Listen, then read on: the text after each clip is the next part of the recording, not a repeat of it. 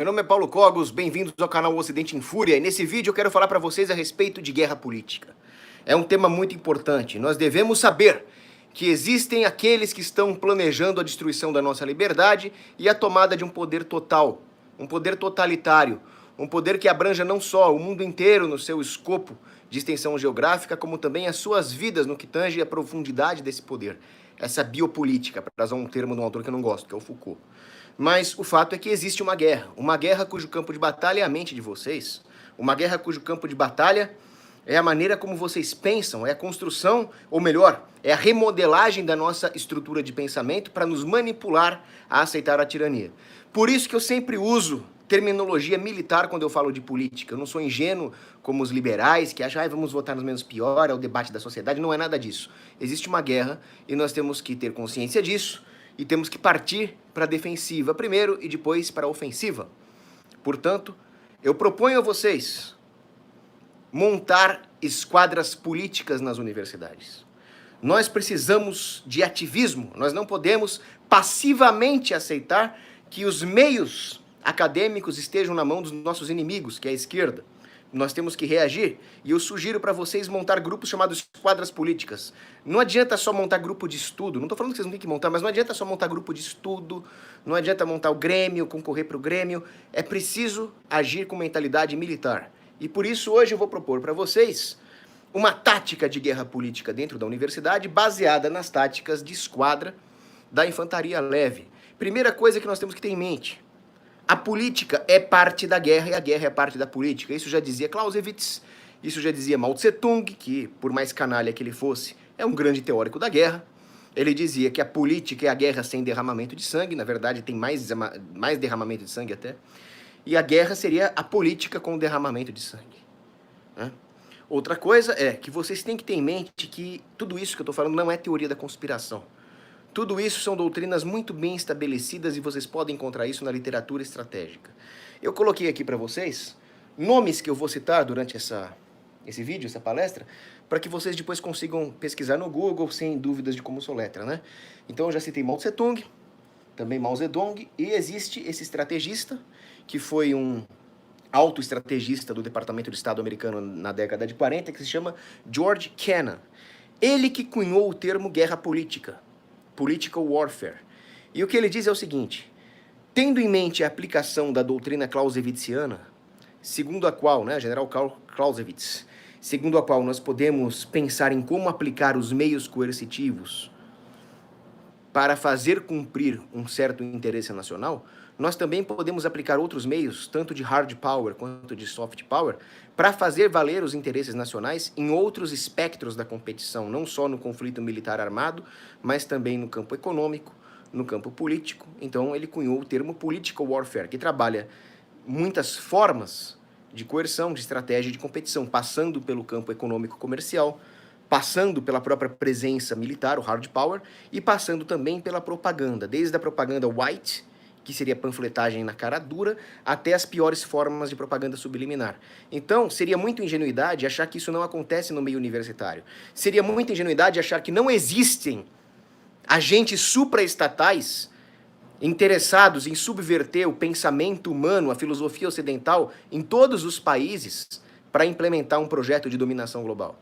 Basta ver que as práticas tresloucadas da fraudemia foram repetidas em diversas nações, raras são as exceções. Então, sim, existe uma agenda global, e é óbvio que essa agenda global passa pela manipulação mental, pela manipulação psicossocial no meio universitário. Basta ver que o comunista do general Golbery do Couto Silva deixou os militares lá combaterem a guerrilha, mas com a sua teoria da panela de pressão deixou os comunistas tomarem conta de imprensa, de mídia e principalmente do meio acadêmico. É lá que nós temos que combater. O Hans Hoppe escreve no seu livro O que Deve Ser Feito que nós simplesmente devemos abandonar o meio acadêmico, fazê-los perder a relevância. Olha, o Hans Hoppe está certo no que tange ao algorismo. Nós temos que ter as nossas práticas agoristas de depreender o conhecimento de alguém, independentemente das regulações de diploma do Estado. Mas muitas vezes você precisa desse diploma porque senão o Estado não deixa você trabalhar. Enquanto você estiver na universidade, você tem a missão, o dever dado por Deus de combater os comunistas lá dentro, de fazer frente a esse ataque que os comunistas empreendem dentro da universidade e mais, pelo seu próprio interesse. porque você não é imune à manipulação esquerdista. Nós podemos acabar repetindo o discurso esquerdista de forma inadvertida. Então saibam se defender e mais, saibam contra-atacar. Esse é o ponto. Por isso vocês precisam de coesão. Vocês precisam criar um time, uma esquadra política dentro da universidade. Não adianta você querer ser um guerreiro solitário. Você pode ser também, eu admiro a coragem do guerreiro solitário. Eu admiro a coragem do aluno que está ouvindo um monte de esquerdagem na aula. Ah, professor, eu discordo porque o Mises falou aquilo, o Rothbard falou, muito bem, ok. Mas muitas vezes você corre o risco de cair na soberba. Olha como eu sou direitista, olha como eu sou libertário no meio dos esquerdistas, e acabou. O que você conseguiu na prática? Precisamos de avanços práticos. Por isso é muito bom que você encontre os seus pares, por mais esquerdista que a sua faculdade seja, pode ser uma federal, todo mundo maconheiro, as meninas tudo feminista, com pelo no sovaco, não importa. Você vai encontrar um direitista, um libertário anarcocapitalista, às vezes até um liberal um pouco mais à direita, e vocês podem formar um time, e vocês terão interesse de lutar, porque ao formar esse time, vocês terão mais incentivos para cooperar uns com os outros. Vocês terão um verdadeiro incentivo que é a prática da caridade, libertar essas mentes. É o que o grande general de brigada S.L.A. Marshall dizia. O time, a pequena unidade de infantaria e a camaradagem que surge lá dentro, move o homem a lutar mais do que ideais abstratos, até mais do que o patriotismo, dizia S.L. Marshall. Concordo com ele. Mas antes de partir para os argumentos práticos do vídeo, como montar uma esquadra política na faculdade, vamos aprender com a esquadra do Exército e dos Fuzileiros Navais. Vamos entender como eles funcionam para depois tirar algumas analogias relevantes aqui, né? Então, a esquadra é a menor unidade de manobra do Exército. Ela é composta por 2 elementos de manobra, cada uma com 2 homens. É a menor unidade convencional capaz de realizar operações autônomas. Menos do que isso, talvez você pode ter uma dupla de sniper e observador, ou uma dupla de morteiros, mas na infantaria leve, a unidade básica de manobra é a esquadra. São 4 homens. Eles avançam em lanços, aquela marcha do papagaio, 2 homens fornecem uma base de fogo, enquanto 2 homens manobram. E assim a esquadra avança, assim a esquadra progride e ela vai se apoiando. Então, talvez o principal aspecto das táticas contemporâneas de emprego da esquadra seja essa marcha do papagaio, onde um componente apoia o outro. Isso é muito importante. Um serve de base de fogo, o outro avança. Nós chamamos isso de marcha do papagaio. Isso é muito importante, é isso que vocês têm que ter em mente quando vocês montarem a sua esquadra política. Sempre haverá alguém fazendo um trabalho mais meticuloso, enquanto o outro vai se expor ao público. Um precisa apoiar o outro. Agora vamos analisar os componentes das esquadras. Isso varia de exército para exército. Então, no exército brasileiro existe uma certa doutrina, no exército americano outra, no corpo de fuzileiros outra. Isso vai depender de país, vai depender de qual força singular você está falando. Para simplificar as coisas, eu vou tratar do exército americano, US Army, e do corpo de fuzileiros navais americanos, United States Marine Corps.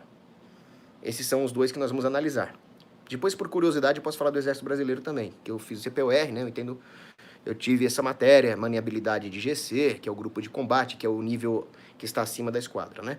Para não haver confusão terminológica, no Brasil, em português, esquadra é essa unidade de 4 homens.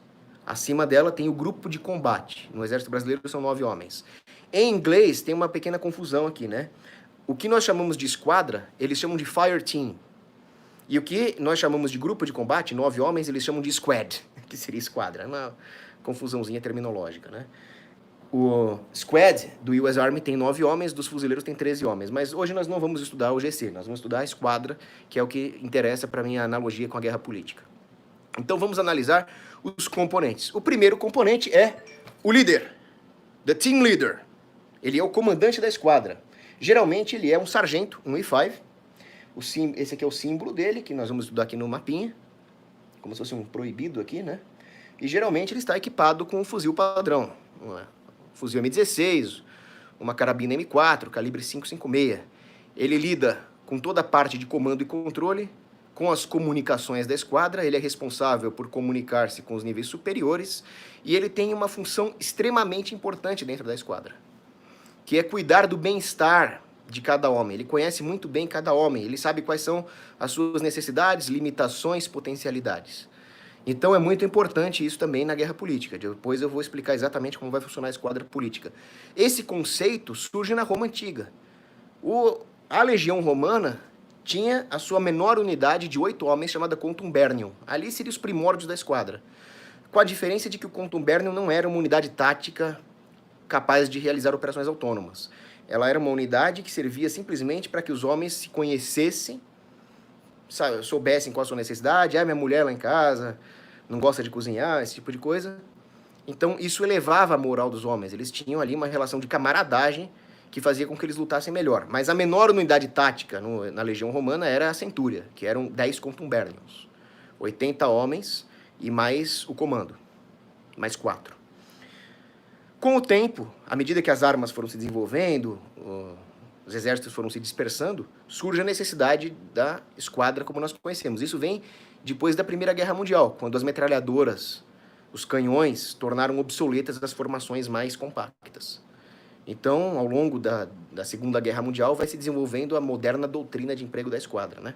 Mas é muito importante, isso nunca mudou, para vocês terem ideia da importância de conhecer os seus homens, saber das suas necessidades, limitações e potencialidades. Isso vem desde a Roma Antiga, isso não mudou, por mais fluida que seja a guerra. Isso é muito interessante. O comandante, ele também tem a função de coordenar os fogos, coordenar a manobra. E muitas vezes ele lidera pelo exemplo, do what I do. Se eu for para a direita, venham para a direita. Se eu for para a esquerda, venham para a esquerda. Se eu atirar, atirem. Se eu agachar, agachem. Essa é a função do comandante de esquadra. No Exército Brasileiro, a esquadra não é comandada por um sargento, é comandada por um cabo. Mas, como eu disse, vamos estudar a doutrina americana, né? Então, o team leader é geralmente um sargento, um E5, é o mais moderno dos sargentos, né? O de mais baixa patente. Existem sargentos superiores. E só para vocês saberem do que eu estou falando, o E1, Enlisted One, é o recruta. Ele é menos que uma barata, ele é tratado no tapa. Ele não é considerado nem ser humano. You're not even human fucking beings! É o que eles falam para os recrutas, né? Depois nós temos o E2, que seria o Private. Aí nós temos esse sujeito aqui, o E3, que é o Private First Class, soldado de primeira classe. Nós temos o E4, que é um especialista ou um cabo. Geralmente esse nome varia de acordo com a função. Quando a função é mais técnica ou da operação de algum tipo de armamento específico, eles chamam de especialista. Quando é uma função de comando tático, dependendo da unidade, eles chamam de cabo. Mas na nossa esquadra de infantaria leve são especialistas. Então, o primeiro dos especialistas aqui é o Machine Gunner. Ele é um metralhador pesado. Ele usa, geralmente, uma metralhadora pesada, por exemplo, a M249, com o mesmo calibre dos fuzis, calibre 5.56, senão fica uma confuseba logística. Qual a função do metralhador pesado? Fogo supressivo, supressão de área. Ele é a principal base de apoio de fogo da esquadra. É como se fosse aquela arma do Rambo, para quem não sabe, né? A do Rambo é uma M60, mas é parecida. Ele também permite a manobra dos outros componentes. Ele consegue forçar o inimigo a procurar cobertura. Geralmente eles iniciam o ataque com uma rajada de 8 tiros ali, o metralhador, né? O inimigo se protege ali, a esquadra manobra. Ele continua com fogo supressivo, com rajadas de 3, 4 tiros ali. Essa é a função do metralhador. Ele é capaz de destruir alvos pesados também, poder de fogo impressionante. Mas ele tem uma capacidade de manobra, uma agilidade menor, porque o armamento dele é muito pesado, ele não consegue carregar outros equipamentos. Então, tudo tem um trade-off, certo? Depois nós temos o outro especialista aqui, é o granadeiro, the grenadier. Ele carrega um fuzil com um sistema de lançamento de granadas 40mm acoplado, que tem vários tipos.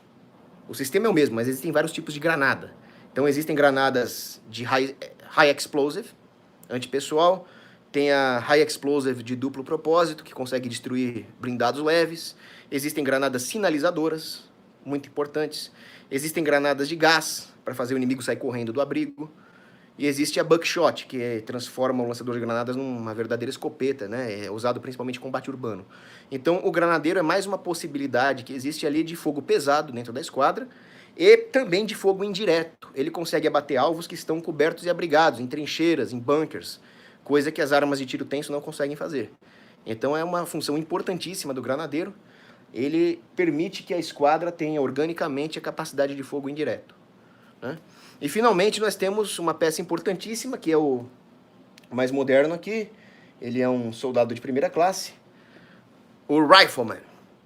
O Rifleman é o soldado mais ágil, né? Ele leva o equipamento mais leve, ele leva sistemas óticos avançados e ele tem uma função principalmente de observação, reconhecimento e fogo de precisão. Ele consegue abater alvos com tiro direto, basicamente mata aquele cara. Yes, sir. Piu, piu, piu. Então ele tem aí esse tiro preciso. É outra função importantíssima. Ele também muitas vezes serve como homem-ponta, como homem de referência, como proteção dos flancos, proteção da retaguarda, enquanto o armamento mais pesado ali está fornecendo a base de apoio. Caso a esquadra sofra um ataque repentino de algum dos flancos, está ali o Rifleman para defender a esquadra. Então, o importante não é decorar tudo isso, saber qual é a arma, qual é o calibre das armas. O importante é entender que existe aqui uma sinergia, uma multiplicação de força. Esses homens agindo de forma independente, sozinhos, não conseguiriam o mesmo desempenho, mas agindo sinergeticamente, um cooperando com o outro, eles conseguem multiplicar a força. Eles conseguem, com apenas 4 homens, render o que um exército desorganizado precisaria de 12, 15, 20 homens. Isso, combinado com os escalões superiores, a multiplicação é maior ainda, né? E por isso nós conseguimos dispersar esses homens no terreno de forma a diminuir, por exemplo, a capacidade de detecção.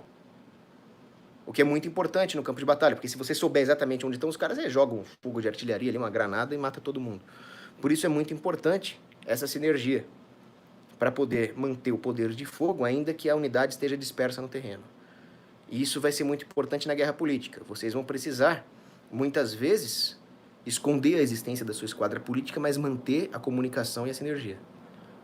Então, basicamente é assim que funciona uma esquadra. Agora, eu vou até mudar de lado aqui, porque nós vamos estudar agora, rapidamente, como funcionam as formações táticas da esquadra. Existe uma diferença de doutrina no exército e no corpo de fuzileiros, mas como eu disse para vocês, geralmente a esquadra é empregada em duplas. Buddy teams, eles chamam no exército americano e nos fuzileiros também. Geralmente, como eu disse, o Rifleman é usado como esclarecedor e ponta, mas é bom lembrar que às vezes essas funções sofrem rodízio. O rodízio ele evita a estafa. Muitas vezes esses militares trocam de função ao longo das operações, justamente para evitar essa estafa, né? Então, muitas vezes na sua esquadra política, vocês podem alternar as funções para aumentar o expertise de cada um, para fazer com que eles mudem de funções e também entendam a função um do outro. Muitas vezes, nesses buddy teams, a dupla é o team leader ou com o granadeiro ou com o metralhador pesado. Nunca você vai ver, quase nunca, o metralhador pesado e o granadeiro juntos, porque isso desequilibraria o poder de fogo. Você teria um time de manobra com um poder de fogo altíssimo e baixa agilidade, e o outro com armas muito leves. Então, geralmente, o Rifleman e o líder do time estão em times de manobra separados. E também porque é importante que o líder do time direcione o fogo das armas pesadas, da granada ou da metralhadora, de uma forma mais particular. Porque isso é essencial para a designação dos alvos. O team leader tem a função de priorizar as ameaças. Eu sei qual é o alvo, eu sei qual é a ameaça, então eu vou empregar o meu fogo de metralhadora e o meu fogo de granada de uma forma muito direta, porque isso vai afetar toda a tática da esquadra.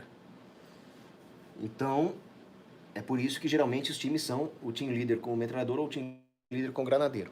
Agora, essas aqui são as formações. No exército nós temos o Wedge Formation. O Wedge Formation, ele é a formação básica, ele permite uma segurança maior. Você vê que aqui a esquadra pode direcionar o fogo para frente com alto volume, pode rapidamente se posicionar em um dos flancos, mas o controle é um pouco mais difícil. Requer mais experiência do team leader controlar uma formação Wedge.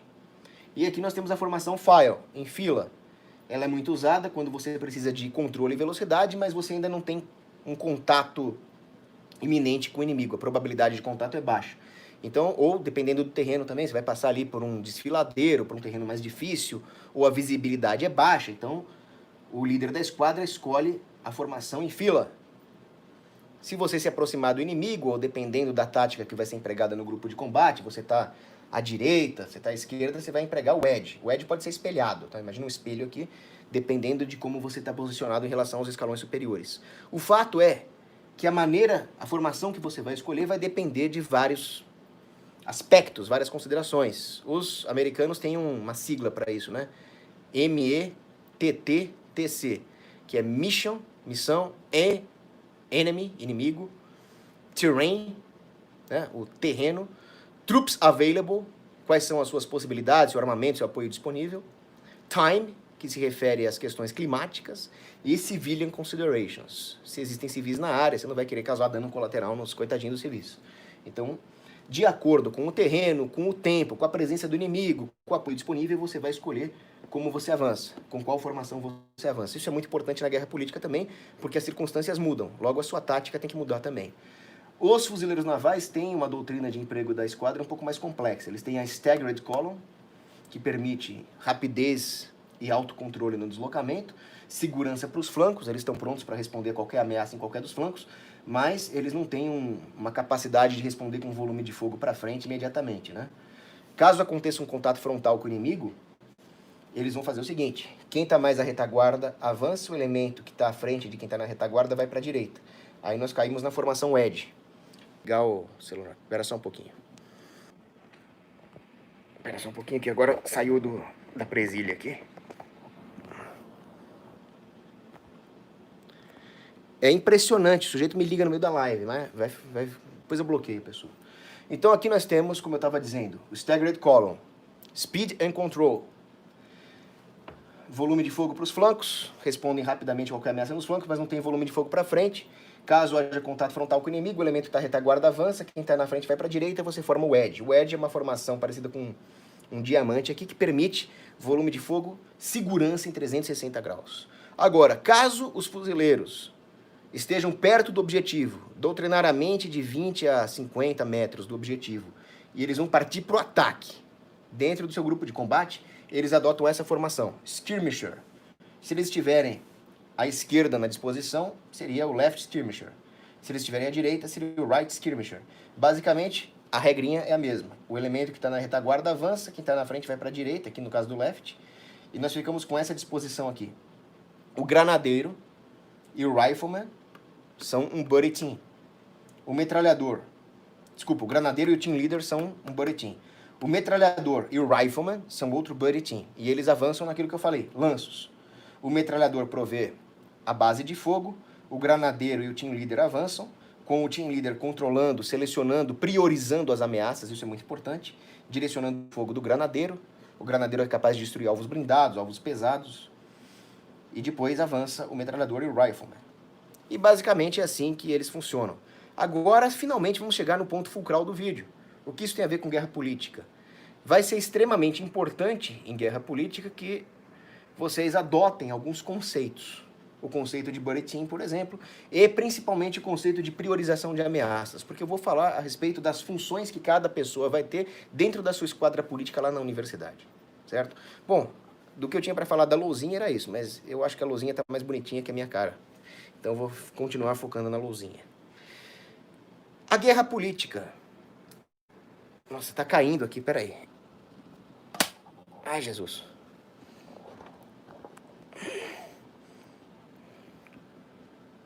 Fica aí. A guerra política é uma arma. Existe um livro desse sujeito aqui, Oleg Anisimov, que se chama The Ultimate Weapon, a última arma. E ele fala justamente a respeito da guerra política. E ele nos conta algo interessantíssimo a respeito da União Soviética. Segundo Oleg Anisimov, na União Soviética... Oh, caramba, o que está acontecendo aqui? É aqui atrás. Pessoal, eu comprei esse tripé ontem, então eu ainda estou aprendendo como mexer com ele. É igual aquele sniper que compra o seu fuzil sniper, ele demora um pouco até aprender, então ele acaba acertando o saco do inimigo em vez de acertar a cabeça, coisas do tipo, né? A parte técnica não é meu forte, eu sou um sujeito de humanas.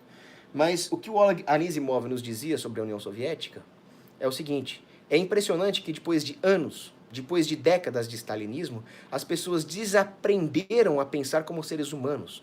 Elas desaprenderam a usar a razão, principalmente no campo das ciências políticas. Elas perderam a capacidade de fazer distinções, de aprender formas, de realizar operações intelectuais complexas no que tange a conceitos políticos, reduzindo toda a sua percepção política aos baixos apetites, às emoções bárbaras.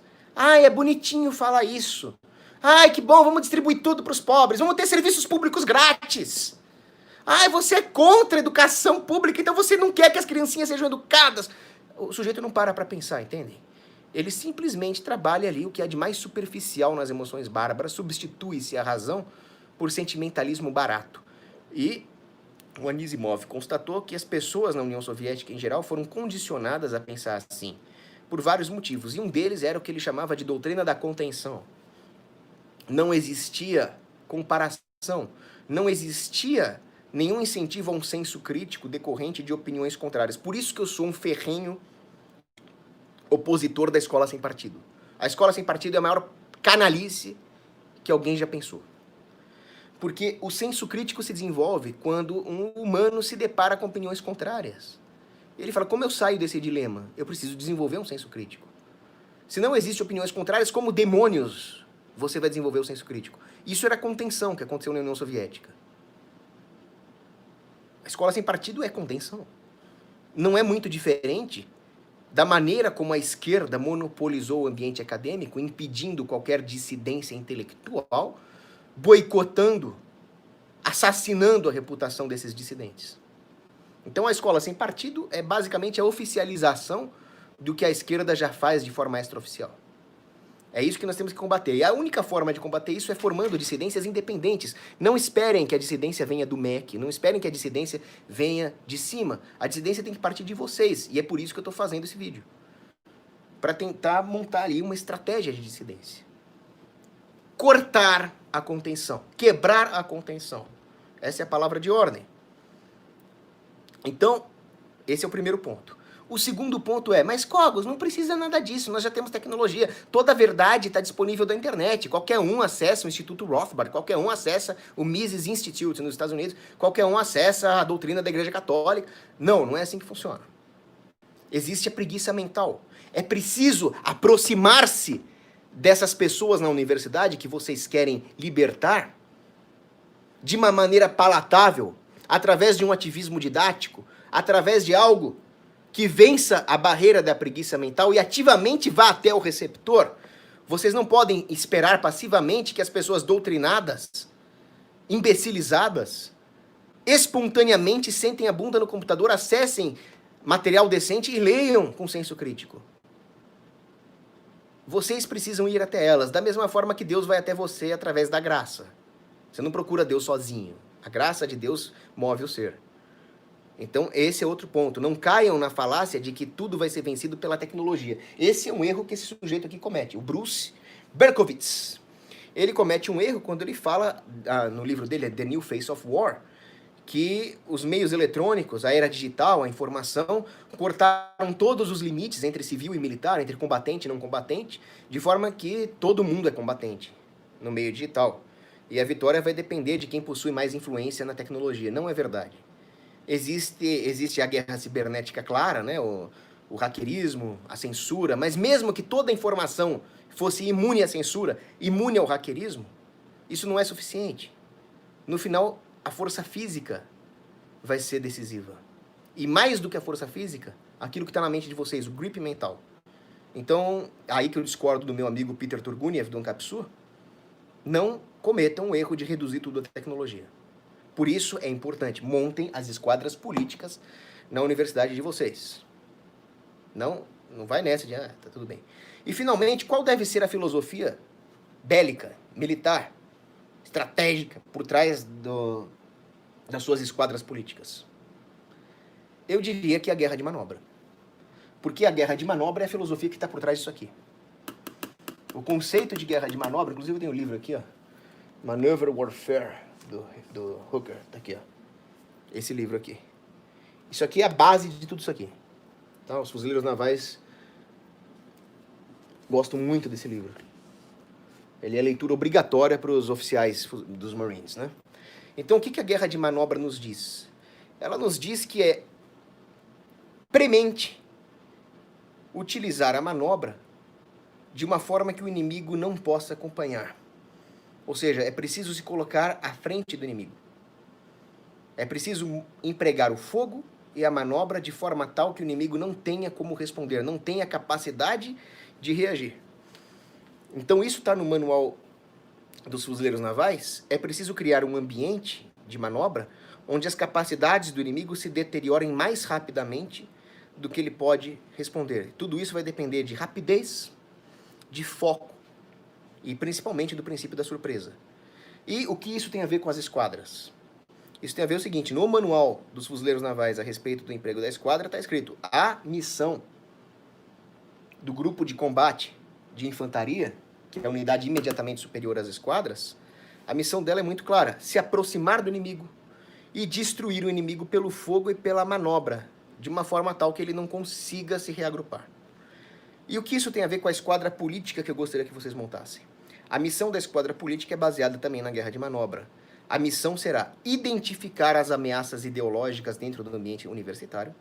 Uma vez identificadas, vocês vão destruí-las pela argumentação superior, usando o método socrático, por exemplo, e usando fatos, usando a praxeologia. E isso não basta. É preciso divulgar a vitória, é preciso filmar a batalha, como foi filmado o Vietnã, e foi decisivo também. Então, divulguem a batalha, divulguem a vitória na promoção da verdade. E principalmente na promoção, no resgate de um pensamento filosófico que supere e vença a sofística que tomou conta do ambiente universitário. Muito bem. Tendo dito isso, vocês vão montar, então, essa unidade de guerra política dentro da universidade, que é a esquadra política, composta também por 4 pessoas. Isso é muito interessante, porque muitas vezes vocês não conseguem encontrar mais conservadores, direitistas, libertários do que isso dentro de uma universidade. Por isso eu quero essa sinergia, eu quero que vocês sejam capazes de montar uma unidade autônoma, inquebrantável, eficiente, com apenas 4 pessoas. Economia de meios. Isso é muito importante. E vocês vão mudar o nome também, porque esquadra política vai ser chamado de fascismo, porque o termo esquadra era muito empregado pelos fascistas, né? Fátio de combatimento. A tradução disso são as esquadras de combate dos camisas negras fascistas. E fascistas são eles. Nós somos os verdadeiros antifascistas. Como eu não sou bom de marketing, eu não consegui encontrar um nome melhor do que esquadra política. A missão é de vocês. Missão dada, missão cumprida, guerreiro. Vocês vão encontrar um nome melhor do que esquadra política. Nesse vídeo eu vou chamar de esquadra política, tá? Mas depois vocês mudem isso. E é muito importante que essa esquadra política tenha coesão. Não adianta ficar brigando entre si. Vocês não vão encontrar um sujeito lá que pense exatamente igual a você. Ele precisa ter reta intenção, ele não pode ser um esquerdopata, ele não pode cometer pecados gravíssimos. Mas vocês têm que entender que eles vão pensar diferente. Eu tenho discussões acirradas com o Fernando Quioca, por exemplo. Imagina se eu brigasse com o Fernando Quioca, o desastre que ia ser. Então, é o que o Edward Luttwak falava. Poder é força vezes coesão. Desculpa, poder é massa vezes coesão. Vocês já não vão ter massa, vocês só vão ter 4 aqui. Se não tiver coesão, vocês não vão ter poder nenhum. Cogos, como ter coesão? Como ter coesão? É o que Maquiavel falava.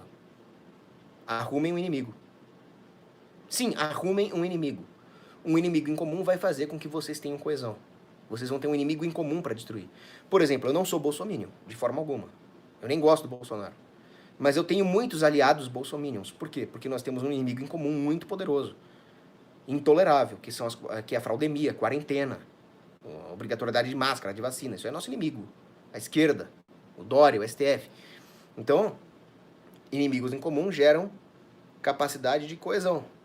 E vocês precisam encontrar uma ameaça premente para criar essa coesão, ainda que seja uma coesão temporária.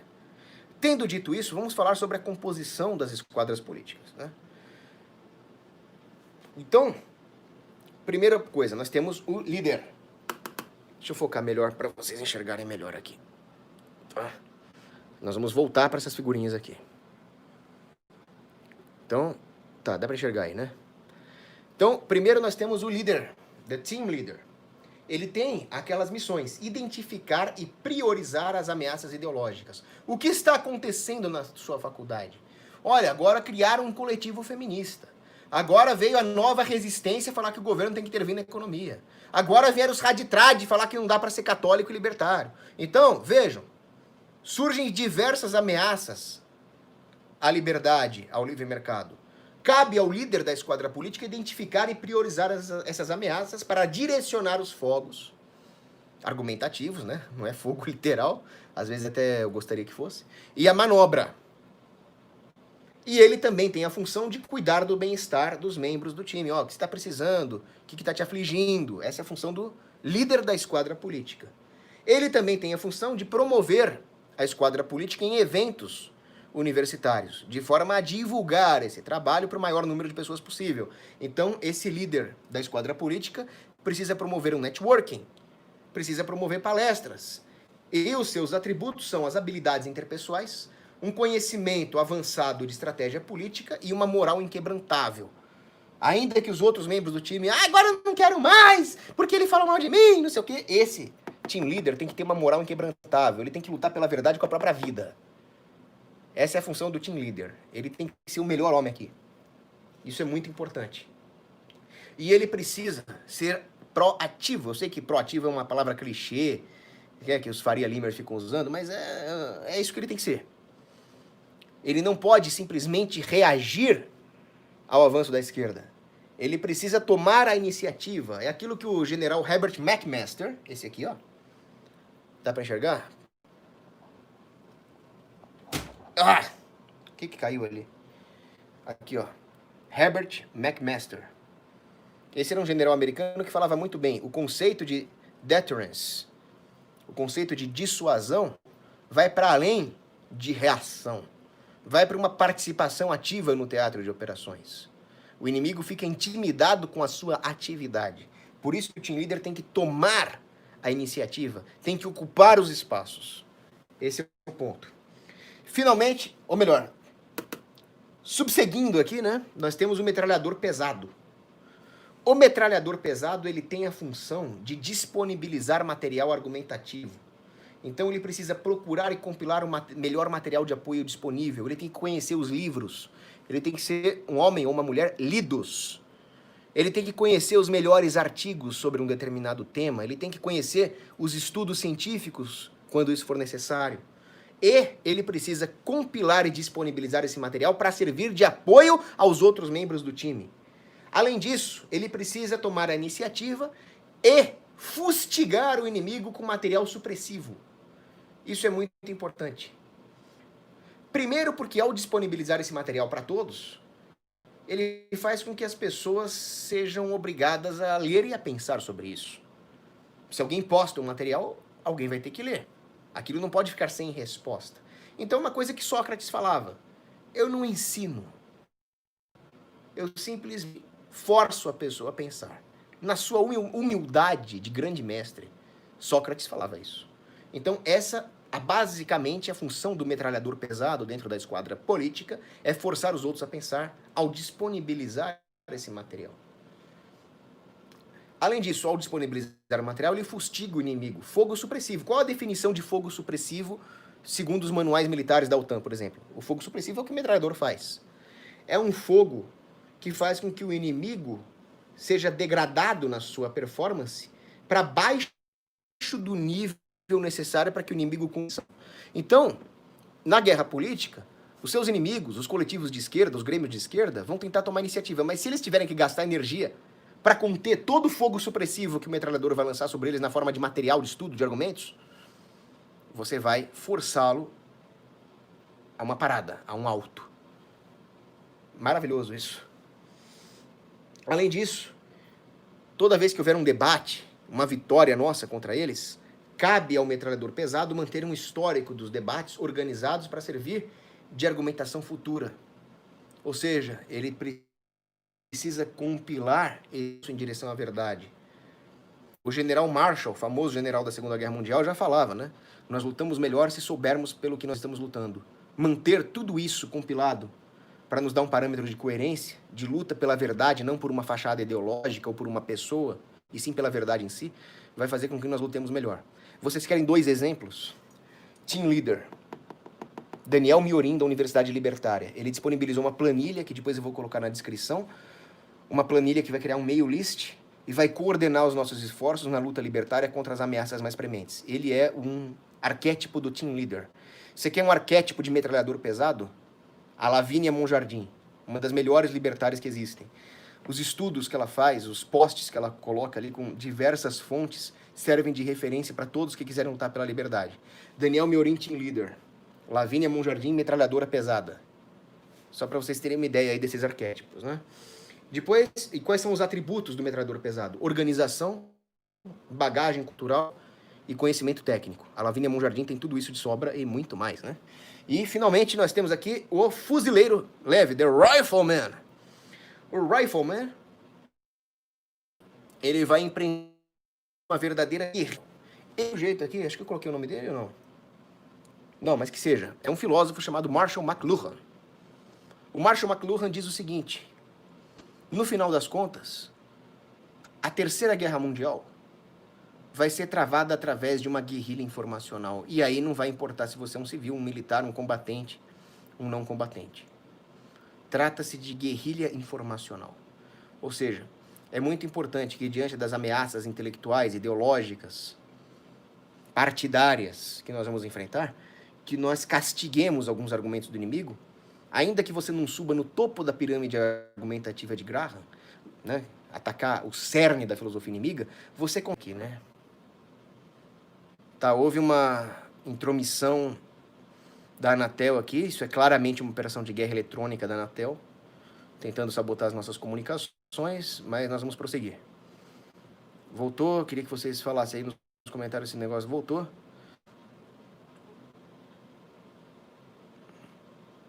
O que eu estava falando é justamente isso, né?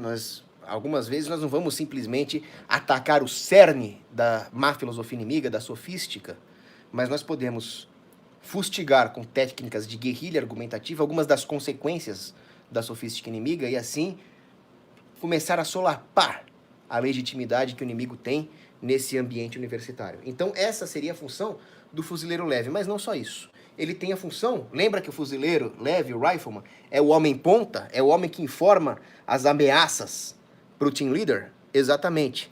O fuzileiro leve vai ter a função de reconhecer e informar as ameaças. Olha, líder do time, os esquerdistas estão planejando um encontro, estão planejando um congresso, estão montando um coletivo, estão querendo fazer ali, chamar, sei lá, qual autor de esquerda para palestrar na faculdade, estão postando não sei o que no Instagram, estão postando não sei o que no Facebook. A função do homem ponta.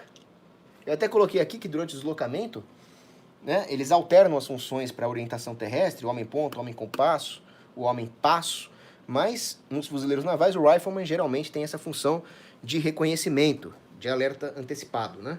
Então é isso que o fuzileiro leve vai fazer na sua esquadra política. Ele vai eliminar ameaças específicas com argumentos ofensivos certeiros. Então, ele precisa estar muito bem fundamentado nos seus argumentos. Mais uma vez eu recorro a Sócrates.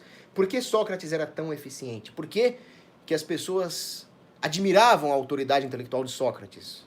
Claro que até o ponto em que a sofística reverte o discurso e condena Sócrates à morte, né? Esse é um risco que vocês vão correr. Mas é por isso que nós somos guerreiros, né? Existe o risco. Faz parte da profissão. Agora, Sócrates dizia, eu não sou... As pessoas me acham sábio pelo seguinte, eu não floreio, eu não falo do que eu não sei. Eu sei o que eu sei. Essa é a função do fuzileiro leve. Ele não é um profundo conhecedor de todos os temas. Mas ele está suficientemente fundamentado para rebater um argumento inimigo específico. E ele produz argumentos defensivos com a sua criatividade intelectual, com o seu raciocínio lógico, a serem compilados pelo metralhador pesado. Quais são, então, os seus atributos? Ele precisa ter uma constante atualização, ele tem que estar a par de tudo o que acontece no ambiente universitário, o que nós chamamos no jargão militar de consciência situacional. Ele precisa ter um raciocínio lógico e uma criatividade argumentativa muito aguçadas, e ele precisa ter um senso de dever, um senso de hierarquia. Ele tem que saber que ele está subordinado ao team leader. Ele está a serviço, missão de grandeza, servir. Ele precisa prover o metralhador pesado e o team leader com argumentos e com informações. Ele precisa ser um homem ou uma mulher de grande lealdade. E, finalmente, nós temos o granadeiro. O granadeiro é a sua arma mais pesada, mais destrutiva dentro da esquadra política. Ele é o seu melhor debatedor. O que acontece é o seguinte, esse último sujeito aqui da nossa lista, dá para ler aqui, Christopher Beresford, ele é um grande estudioso da estratégia militar, principalmente das doutrinas de Clausewitz. E ele diz o seguinte, todo o problema clausewitziano se resume em como empregar a força em proveito dos interesses do Estado. Agora, eu digo o seguinte, a melhor forma do Estado economizar meios é fazer com que as pessoas legitimem o uso da força, reduzindo a resistência. Então, praticamente todo sofisma esquerdista que vocês vão encontrar na universidade é fazer com que as pessoas abdiquem da sua liberdade e aceitem a tirania. O que eu quero dizer com isso? Nós fomos ao fundo, nós fomos ao cerne de toda a sofística esquerdista que vocês vão encontrar na universidade. Como fazer com que os doutrinados aceitem a tirania do Estado. O granadeiro vai atacar isso. Ele vai ao fundo na questão, ele vai subir nos níveis mais altos da pirâmide de Graham. Então, quais são as missões do granadeiro? Ele vai acertar os bastidores da esquerda infiltrada na faculdade, dissecando a história, dissecando a grafia. Então, se aparece um grande autor esquerdista, um professor esquerdista, ele vai dissecar exatamente por que ele está lá, quem o colocou lá, qual o interesse de quem colocou lá, ele vai seguir o dinheiro, ele vai expor toda a maracutaia do sistema. Mais ou menos o que o Rothbard fez quando ele expôs a história espúria de como o Banco Central americano foi criado, o Federal Reserve. Ele vai atacar ideologias inteiras com material de alta densidade. Essa é a granada de 40 milímetros dele, explosiva. Ah, a esquerda está falando tal coisa? Você está baseado no iluminismo, você está baseado em Rousseau. Aí ele ataca a filosofia iluminista com uma granada ali. Não é o tiro do fuzileiro. O tiro do fuzileiro, você está defendendo imposto sobre grandes fortunas. Toma, pá, pá, pá, pá. O granadeiro não. A sua teoria de imposto sobre grande fortuna vem de Engels e Marx. Ele joga a granada em todo o marxismo ali. Mais ou menos isso. E, finalmente, ele tem a função de ser o debatedor. Ele vai debater contra os alvos blindados. Ele vai colocar a sua granada de duplo propósito ali e vai matar os alvos blindados. Por exemplo, os professores com doutorado. Chama para o debate e acaba com ele. Isso é o que um granadeiro faz da vida. E os seus atributos são um conhecimento teórico avançado, retórica e oratória, e meticulosidade na realização das suas pesquisas. E esses são os 4 membros da sua esquadra política. Esqueçam. Nunca se esqueçam da importância da guerra política. Política requer ativismo político. Isso é usado para o mal. Por exemplo, certa vez o Saul Alinsky ameaçou ocupar os banheiros dos aeroportos para forçar políticas na sua cidade. E pasmem, senhoras e senhores, ele conseguiu. A cidade se rendeu ao ativismo político do Saul Alinsky. Por que não tinha alguém para falar, nós vamos defender os banheiros do aeroportos contra esse esquerdista satânico do Saul Alinsky? Por que não teve ninguém para fazer isso? Não sei, mas eu quero que tenha. A guerra é política. Tem um autor, ele não é um libertário perfeito, mas ele flerta muito com as ideias libertárias, se chama John Pitney. E ele escreveu um livro chamado The Art of Political Warfare. Ele diz o seguinte, as pessoas muitas vezes, abstratamente, são contra o Estado. Mas quando elas têm algum interesse mais particular, mais prático, elas defendem o Estado. Então, por isso é muito importante, principalmente no que tange a missão do fuzileiro leve, apontar para as pessoas com uma linguagem simples que a liberdade é do melhor interesse prático delas. Mas o granadeiro precisa entrar com uma ideia inquebrantável. A liberdade é correta, é ética, e todos os argumentos utilitaristas têm zero relevância diante disso. Progressão em lanços. As armas mais leves, mostrando para as pessoas a importância do libertarianismo prático. As armas mais pesadas, destruindo a filosofia utilitarista. Progridam em lanços. E um dia a vitória pode ser nossa. E se não for também, pelo menos morremos lutando pelo que é certo. Pessoal, era isso que eu tinha para falar. Espero que vocês tenham gostado e um grande abraço. Montem as suas esquadras políticas na universidade. Eu quero vibrar. Eu quero ver vocês ali montando esquadra política. Ó, a esquadra política da Federal do Rio de Janeiro, a esquadra política não sei da onde, da GV, da UFMG, sei lá, destruir os esquerdistas ali. Vou falar, ó, fui eu que propus. E aí vocês vão me dar muita alegria. Façam isso por mim também, tá? Semper Fi! Do or die!